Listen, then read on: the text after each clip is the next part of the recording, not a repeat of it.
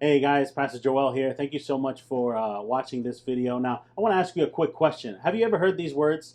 It's all your fault. You're always doing this. You're never listening to me. You're always paying attention to the TV. You're always on your phone. You never give me a chance.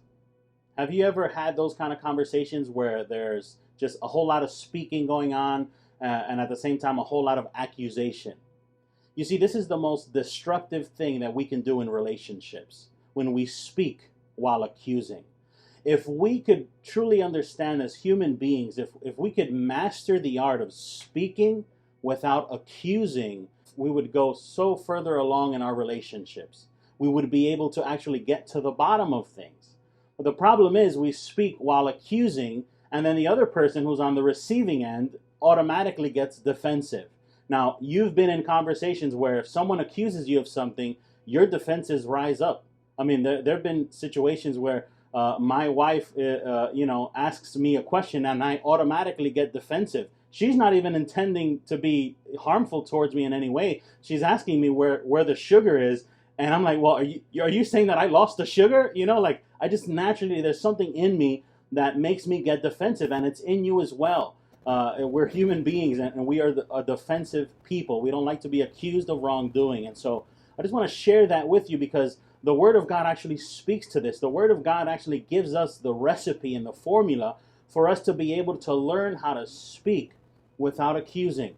And we find it in the book of James, chapter 1, verse 19, where we are told, my dear brothers and sisters, take note of this.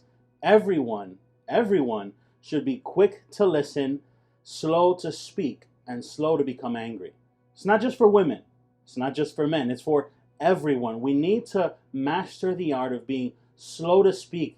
Don't speak so quickly. Think before you speak. I mean, half of the fights that we have would be solved if we would just stop and think before we spoke.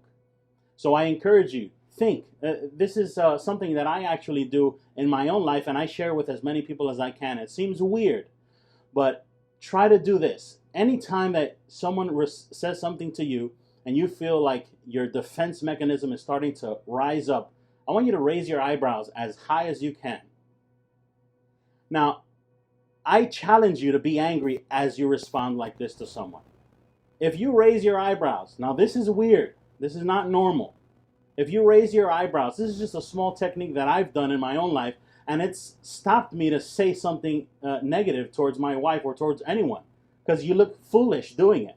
And I've actually spoken to my wife like this, and she begins to laugh because I look like a fool. I mean, I normally do look like one, but this is an extra, doing this act. She knows that I'm trying to be slow to speak, and she knows that I'm trying to do the best I can to honor her in my relationship. So if you would just do little things, figure out a way to bite your tongue. Don't bite it completely off, but bite your tongue. Be slow to speak. Think before you react. Be slow to get angry. Seek to understand, not just to respond. And I think our relationships will be completely transformed. And this is one of the most important ways that we can love others. Thank you very much. And don't forget, raise them eyebrows. God bless you.